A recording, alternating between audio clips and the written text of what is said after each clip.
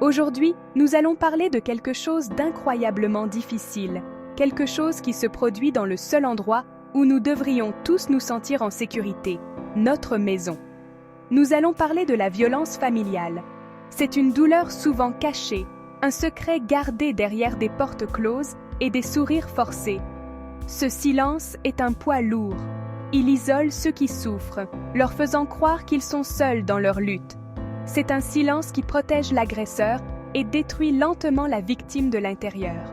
Briser ce silence est le tout premier pas vers la guérison, vers la récupération de la lumière qui a été volée. C'est un acte d'immense courage. Imaginez un instant une maison qui semble parfaite de l'extérieur. Le jardin est bien entretenu, les rideaux sont soignés et on entend parfois des rires. Mais à l'intérieur, il y a une tempête cachée. C'est la réalité pour trop d'enfants et d'adultes. Ils apprennent très tôt à cacher les ecchymoses, celles sur leur peau et les plus profondes dans leur âme. Ils apprennent à trouver des excuses, à mentir pour protéger leur famille, ou simplement parce qu'ils ne savent pas comment expliquer l'inexplicable. Ce secret devient une partie d'eux, une pièce sombre dans leur propre esprit qu'ils ont peur d'entrer, et encore moins de montrer à quelqu'un d'autre. La douleur de cette violence cachée est profonde parce qu'elle vient des personnes qui sont censées nous aimer et nous protéger le plus. La main d'un parent, qui devrait être là pour réconforter et guider, devient une source de peur. Cette trahison de confiance est une blessure fondamentale. Elle brise le monde d'un enfant et sa compréhension de l'amour et de la sécurité. Le silence qui entoure cette violence n'est pas vide. Il est rempli de peur, de honte et d'une terrible confusion. Il murmure que ce qui se passe est normal, ou pire, que c'est mérité. Nous devons défier ce silence ensemble. Il est temps d'ouvrir la porte sur ce sujet, non pas avec jugement, mais avec empathie et un désir de comprendre et d'aider. Nous sommes ici pour écouter les histoires qui ont été réduites au silence pendant trop longtemps. Nous sommes ici pour dire à chaque personne qui a vécu cela, « Vous n'êtes pas seul. Votre douleur est réelle, elle est valide, et vous méritez d'être entendu. Votre histoire compte non seulement pour votre propre guérison, mais pour tous les autres qui sont encore piégés dans le silence. Aujourd'hui, nous choisissons de parler, d'écouter et de commencer le long voyage vers la récupération de ce qui a été perdu. Pourquoi cette violence reste-t-elle un secret si bien gardé? Souvent, elle est cachée par la culture même d'une famille ou d'une communauté. Il existe une règle puissante et non écrite. Ce qui se passe dans la famille reste dans la famille. Cette idée de vie privée devient une cage. Elle empêche les victimes de parler par crainte d'apporter la honte à leurs proches. On leur apprend que la loyauté envers la famille est plus importante que leur propre sécurité et leur bien-être. Cette loyauté mal placée crée un bouclier puissant qui protège le cycle de la violence, lui permettant de se poursuivre pendant des générations, toujours à l'abri des regards.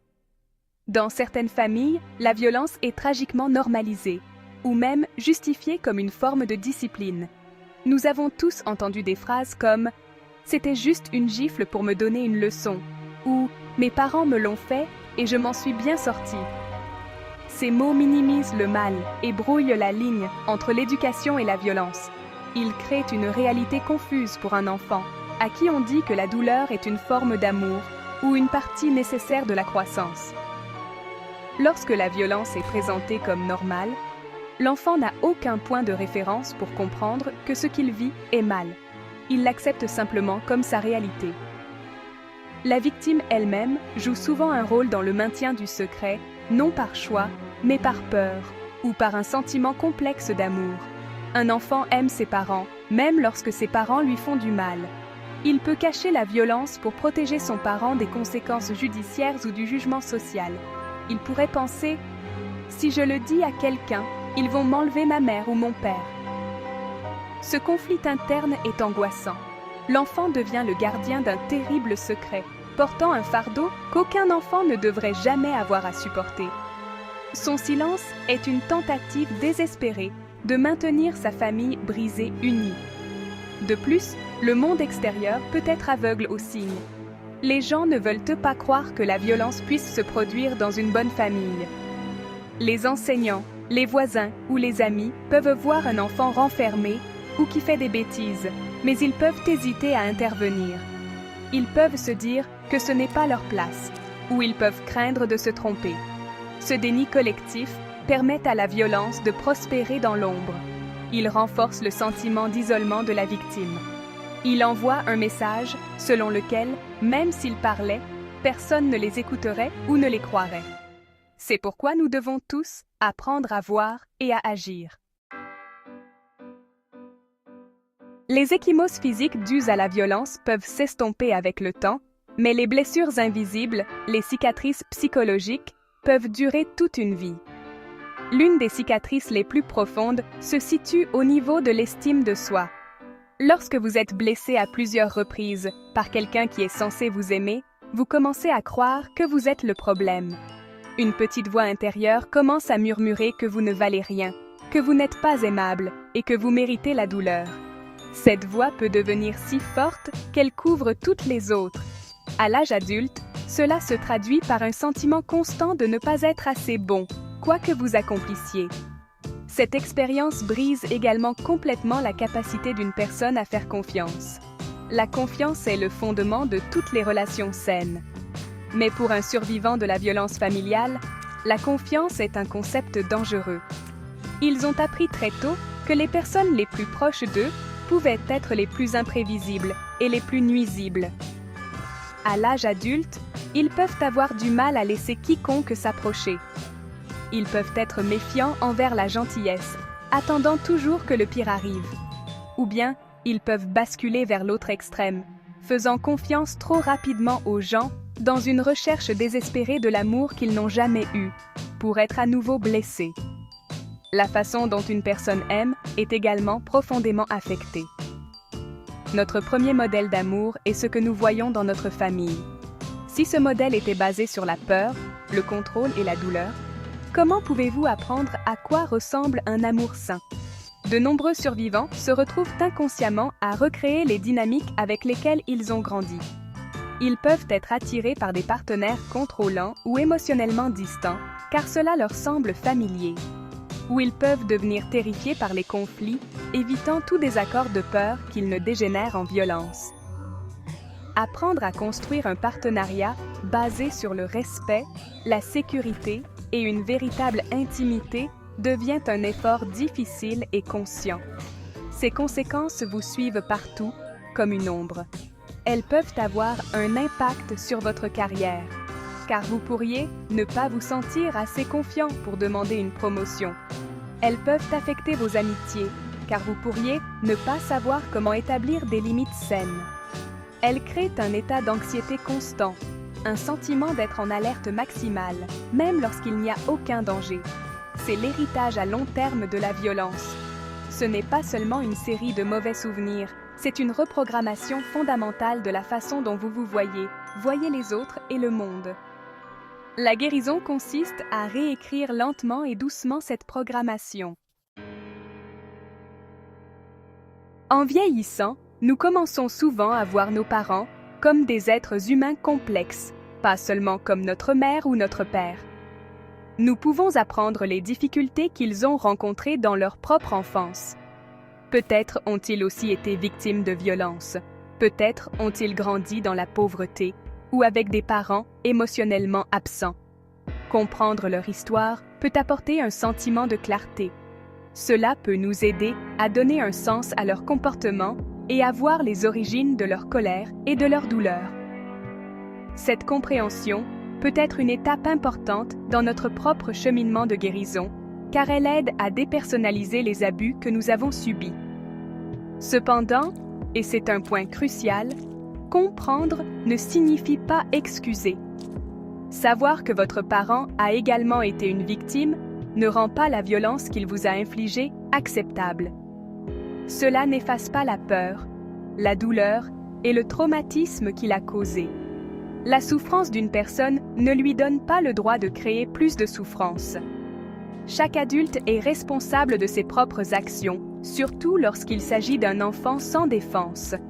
Excuser la violence, C'est dire que c'était acceptable, que c'était justifié.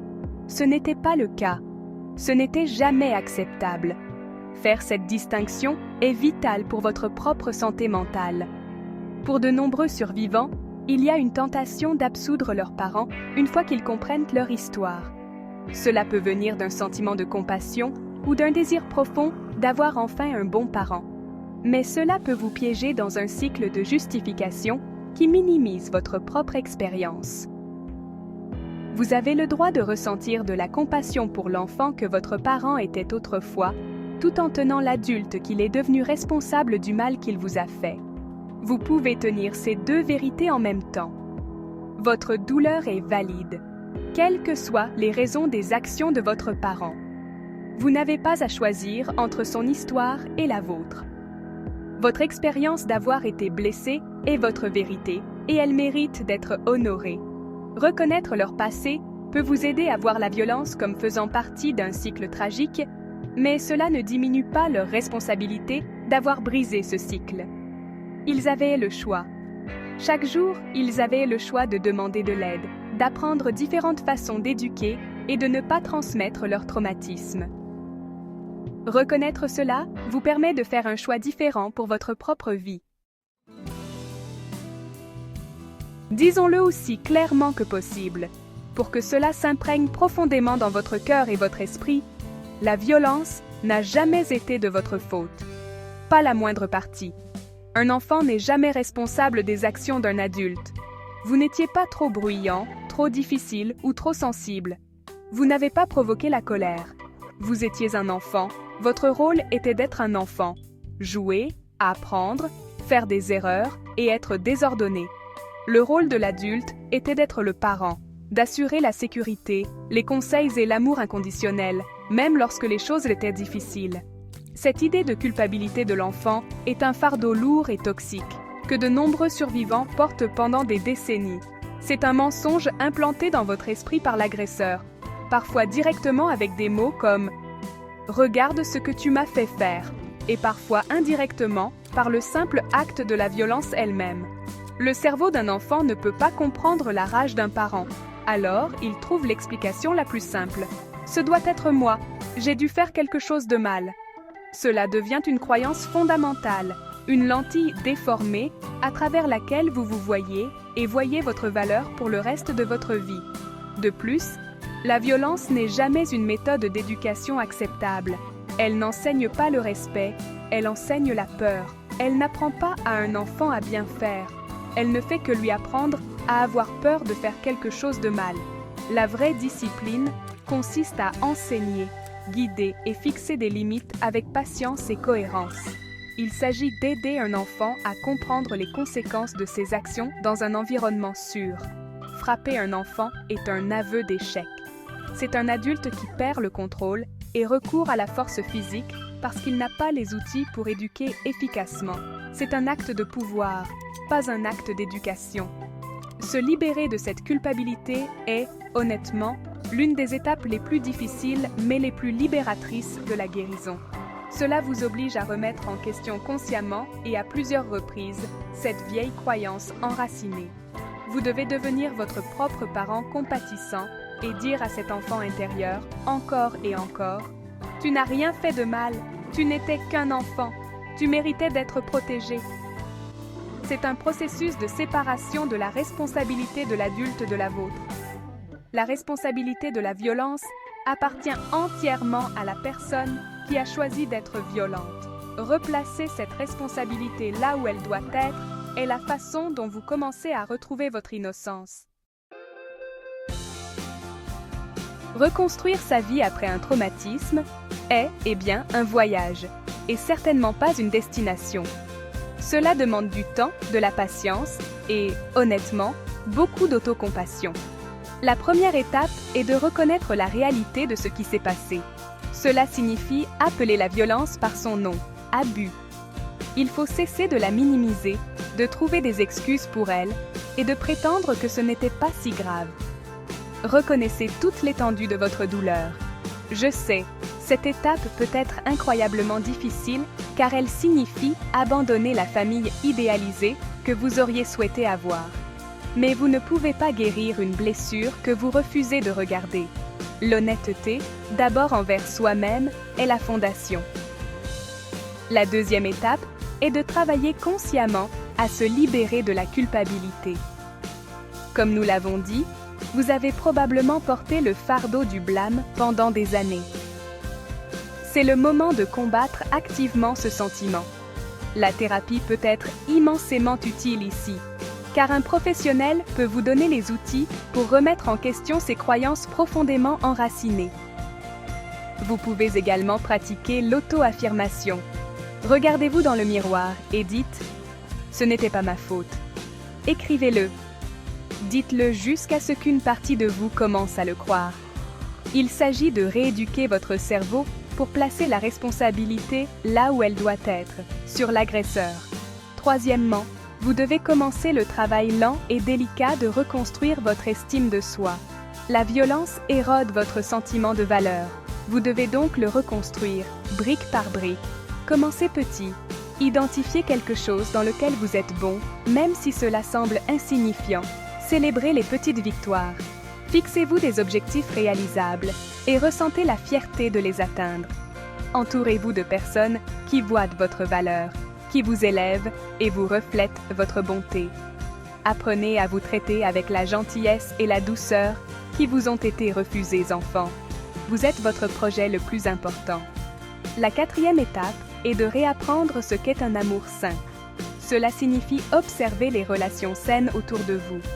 Remarquez comment les gens se parlent avec respect, comment ils gèrent les désaccords sans peur et comment ils se soutiennent mutuellement. Cela signifie également établir des limites fermes dans vos propres relations. Apprenez à dire non. Apprenez à reconnaître les signaux d'alarme d'un comportement contrôlant ou irrespectueux. Cela peut être inconfortable au début, mais chaque limite que vous fixez est un acte d'amour de soi. Cela enseigne aux autres, et plus important encore, cela vous enseigne que vous méritez d'être traité avec dignité. Enfin, la cinquième et la plus puissante étape est de briser la chaîne de transmission. C'est votre victoire ultime. Cela signifie prendre la décision consciente que la violence s'arrête avec vous. Si vous choisissez d'avoir des enfants, cela signifie vous engager à apprendre et à utiliser des techniques parentales positives et non violentes. Si vous n'avez pas d'enfants, cela signifie vous comporter dans le monde d'une manière qui favorise la paix et le respect. En vous guérissant, vous ne sauvez pas seulement votre propre vie, mais vous protégez également les générations futures. Vous transformez votre douleur en un héritage de paix. À chaque parent qui lit ceci et se reconnaît en partie dans cette description, je veux vous parler directement, sans jugement. Peut-être répétez-vous un cycle que vous avez vous-même enduré. Peut-être êtes-vous submergé par le stress, la colère, un sentiment d'impuissance, et vous vous retrouvez à vous en prendre aux personnes que vous aimez le plus. Vous êtes peut-être rempli de honte et de regrets après ces moments. Je veux que vous sachiez que reconnaître cela est un signe de force, pas de faiblesse. Cela montre qu'une partie de vous sait que ce n'est pas le parent que vous voulez être. La chose la plus courageuse que vous puissiez faire maintenant est de demander de l'aide. Ce n'est pas un signe d'échec, c'est un signe d'amour profond pour votre enfant. C'est une reconnaissance que vous voulez lui offrir une meilleure enfance que celle que vous avez eue. Il existe des personnes et des organisations qui sont là pour vous soutenir. Il existe des cours de parentalité, des thérapeutes et des groupes de soutien, où vous pouvez apprendre de nouveaux outils. Vous pouvez apprendre à gérer votre colère, à communiquer avec votre enfant et à faire face au stress de manière saine. Vous n'avez pas à faire cela seul. Vos enfants n'ont pas besoin d'un parent parfait. Cela n'existe pas.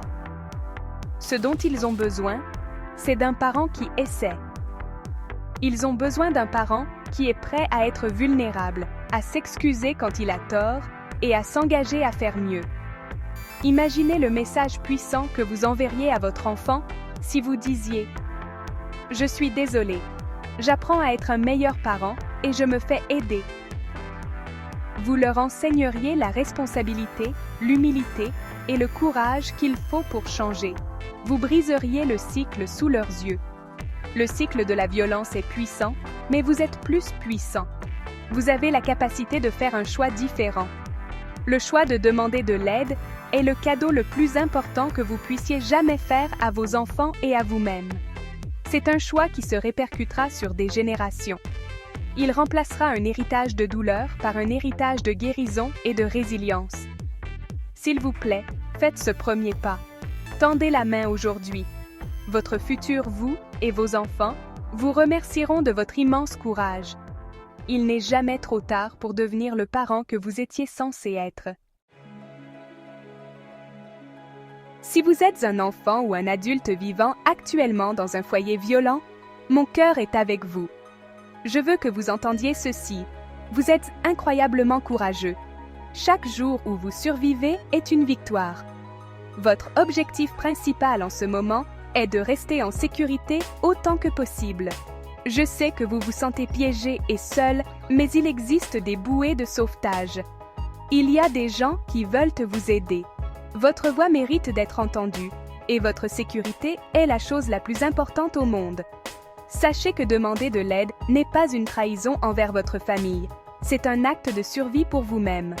La première étape est de parler à quelqu'un en qui vous avez confiance. Il peut s'agir d'un enseignant à l'école, d'un conseiller scolaire, d'un médecin ou du parent d'un ami. Ce doit être un adulte qui, selon vous, vous prendra au sérieux et vous aidera. Entraînez-vous à ce que vous voulez dire, même si vous l'écrivez simplement sur un morceau de papier et le leur donnez. Vous pouvez dire « Je ne suis pas en sécurité à la maison » ou « Quelqu'un me fait du mal ». Vous n'avez pas besoin d'avoir tous les détails ou une histoire parfaite. Vous avez juste besoin d'ouvrir la porte d'une petite fente pour que quelqu'un puisse vous aider à l'ouvrir complètement. Si vous ne vous sentez pas capable de parler à quelqu'un que vous connaissez, il existe des lignes d'écoute confidentielles et des organisations dédiées à aider les personnes dans votre situation exacte.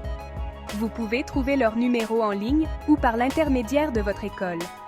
Ces services sont gratuits et les personnes à l'autre bout du fil sont formées pour écouter sans jugement. Elles peuvent vous donner des conseils, vous aider à élaborer un plan de sécurité et vous mettre en contact avec des ressources locales. Les appeler est un moyen sûr de parler de ce qui se passe sans que personne de votre famille ne le sache. Elles sont un pont vers la sécurité. S'il vous plaît, gardez espoir. Je sais que cette tempête semble ne jamais devoir se terminer, mais elle le fera. Votre vie est précieuse et un avenir sans peur vous est possible. Vous êtes plus que la douleur qui vous est infligée. Vous êtes fort, vous êtes résilient et vous êtes un survivant. Gardez cette connaissance profondément en vous, comme une flamme secrète que personne ne peut éteindre. Votre survie est votre résistance. Chaque jour que vous traversez est un témoignage de votre force incroyable. Vous n'êtes pas seul et de l'aide vous attend. S'il vous plaît, tendez la main. Nous avons abordé aujourd'hui un sujet difficile, enveloppé de silence et de douleur. Nous avons vu comment la violence familiale se cache à la vue de tous, justifiée par la tradition et protégée par la honte. Nous avons évoqué les cicatrices psychologiques profondes et durables qu'elle laisse sur l'estime de soi, la confiance et la capacité d'aimer. Mais surtout, nous avons également tracé un chemin à suivre. Un chemin qui commence par la vérité fondamentale que la victime n'est jamais en faute.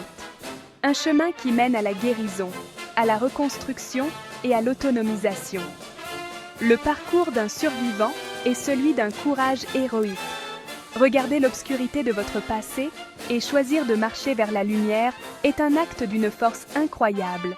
Chacune des 5 étapes, reconnaître la vérité, se libérer de la culpabilité, reconstruire l'estime de soi, réapprendre à aimer et briser le cycle, est une victoire monumentale. C'est le processus qui consiste à prendre les morceaux brisés de votre passé et à les forger dans un nouvel avenir, défini non pas par le traumatisme, mais par la résilience. Il s'agit de reprendre votre propre histoire et de devenir l'auteur de votre propre vie. Survivre ne consiste pas seulement à rester en vie. Il s'agit d'apprendre à revivre. Il s'agit de vous permettre de ressentir de la joie, de construire des relations de confiance et de vous sentir en sécurité dans le monde et en vous-même. pour chaque personne qui a parcouru ce chemin, vous êtes un phare d'espoir. Vous montrez aux autres qu'il est possible de guérir. Vous leur montrez qu'une vie de douleur n'est pas une condamnation à perpétuité. Votre survie est un témoignage puissant de la force de l'esprit humain. Vous n'avez pas seulement survécu, vous avez triomphé. Et dans ce triomphe, vous détenez le pouvoir le plus précieux de tous, le pouvoir d'arrêter la chaîne de la violence. En vous guérissant, vous vous assurez que le traumatisme ne se transmet pas. Vous devenez un mur, une fin définitive à un héritage de douleur. Vous créez un nouvel héritage de paix, d'empathie et d'amour sain pour tous ceux qui viendront après vous. C'est le plus beau cadeau que vous puissiez faire au monde. Vous avez transformé vos blessures les plus profondes en votre plus grande force. Et c'est quelque chose dont on peut être incroyablement fier. C'est, vraiment, ainsi que nous commençons à changer le monde, une histoire courageuse à la fois.